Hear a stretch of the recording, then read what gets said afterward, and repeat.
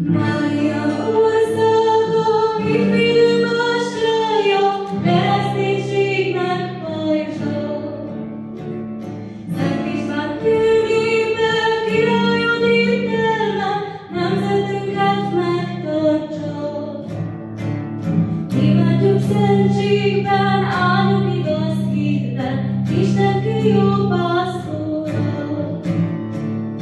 Mária országa, tényleg is helyvadra, szolgálja Istennek. Híres szüzessége, magit vezetlése, legyen a példaképe. Jászódi végség,